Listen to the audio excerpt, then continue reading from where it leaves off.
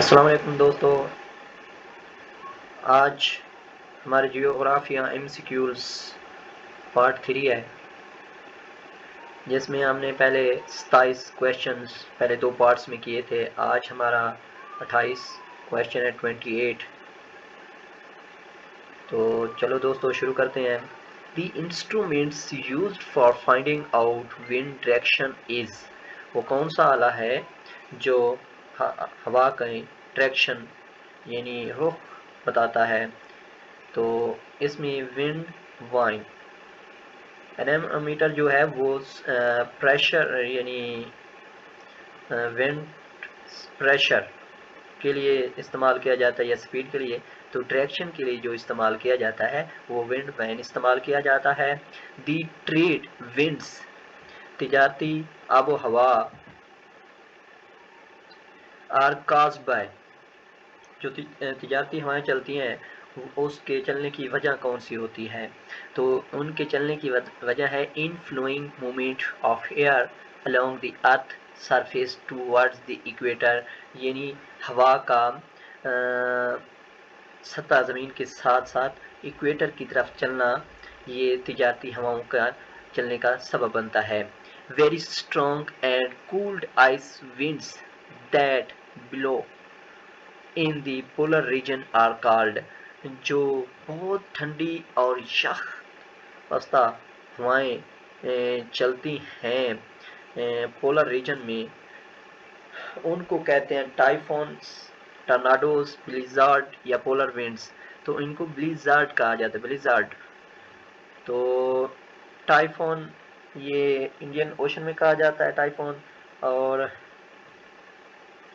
टर्नाडो Africa में कहा जाता है। पोलर विंड्स तो वेस्ट पोलर विंड्स है, और जो ठंडी हवाएं है ना ब्लिज़ार्ड पोलर रीजन में चलने वाली, जिनमें बहुत बर्फबारी होती है और यख बख्ता होती हैं, खून जमा देने वाली हवाएं होती हैं, तो उनको ब्लिज़ार्ड कहा जाता है। नेक्स्ट क्वेश्चन है हमारा, the layer of the atmosphere, पूरा हवा की तह, which provides ideal conditions for flying of jet aeroplane is, वो कौन सी तह है जिसमें जेट एरोप्लेन चलते हैं यानी हवाई जहाज चलते हैं। वो है हमारी स्ट्रेटोस्फेयर, दूसरी पूरा हवा की दूसरी तह। पहली है ट्रोपोस्फेयर, दूसरी है स्ट्रेटोस्फेयर। तो दूसरी में आबो हवा जितने भी एयरप्लेन है, जितने भी हवाई जहाज हैं, वो दूसरी ताह में चलते हैं, क्योंकि यहाँ पर हवा का दबाव कम होता है और इसलिए इसमें, और यहाँ पर यहाँ पर बादल वगैरह नहीं होते, इस वजह से स्ट्रेटोस्फेयर में हवाई जहाज वगैरह चलते हैं। तो इसके लिए ये मौजू होती है। Which one of the following statements is correct about hurricanes. Hurricanes जो साइक्लोन हैं, उनमें उनके लिए कौन सी नीचे वाली स्टेटमेंट्स में से दुरुस्त है। तो वो है develop over warm ocean areas, ये ओशन के जो एरिया होते हैं ये वार्म होते हैं, गर्म होते हैं, ज़्यादा भी गर्म नहीं, नीम गर्म यानी एरिया होता है। तो नेक्स्ट क्वेश्चन है हमारा, the instrument used for measuring relative humidity in air is, वो कौन सा आला है जो हवा के में रतूबत को मापने के लिए इस्तेमाल किया जाता है। वो है हैग्रोमीटर, हैग्रोमीटर। नेक्स्ट क्वेश्चन है, एटमॉस्फेरिक ह्यूमिडिटी, पूरा हवा की रतूबत इज मेजर्ड बाय, वो सैक्रोमीटर से की जाती है और हैग्रोमीटर से भी की जाती है, लेकिन यहाँ पर हैग्रोमीटर आपने लगाना है। Atmospheric humidity is measured by hygrometers. Next question है, the dense mass of small water drops on smoke particles in the lower layers of the atmosphere is, यानी हवा में पानी के छोटे छोटे कतरे जो स्मोक यानी धुएं के छोटे छोटे पार्टिकल्स भी होते हैं वो हवा की निचली तह में पाए जाते हैं, एटमॉस्फेयर इज, तो उसको क्या कहा जाता है, तो उसको स्मोक कहा जाता है। तो इसमें पानी के भी छोटे छोटे कतरे होते हैं और धुआं भी शामिल होता है, तो जिसकी वजह से इसे स्मोक कहा जाता है।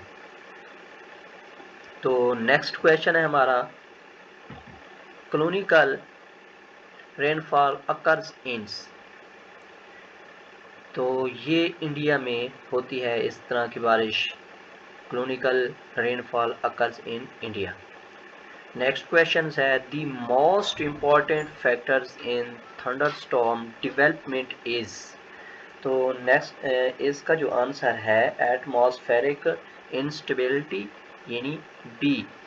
नेक्स्ट क्वेश्चन है, volcano is defined as a vent on the surface of the earth through which erupt, तो वोल्केनो जो होती है यानी पहाड़ों से जो लावा निकलता है या एक्टिविटी होती है तो उन्हें वोल्केनो कहा जाता है। Defined as vent surface of the earth through which erupt, तो उसे कहा जाता है मैग्मा भी कहा जाता है, एशेस भी कहा जाता है, गैसेस, यानी पहाड़ों, जब पहाड़ों से लावा निकलता है तो उसमें से मैग्मा भी होता है, गैसें भी होती हैं, एशेस यानी गर्द गुबार भी होती है, ये सब कुछ होता है, तो इसका जवाब है ऑल ऑफ दीज।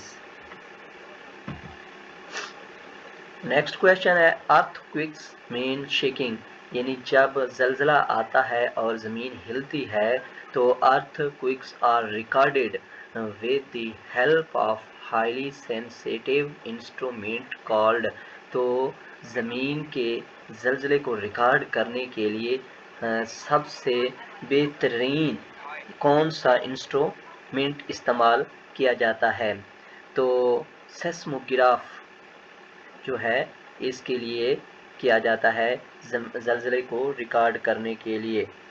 तो रेक्टर स्केल जो है ये जलजले की शिद्दत को फरमाइश करने के लिए इस्तेमाल किया जाता है। नेक्स्ट क्वेश्चन है,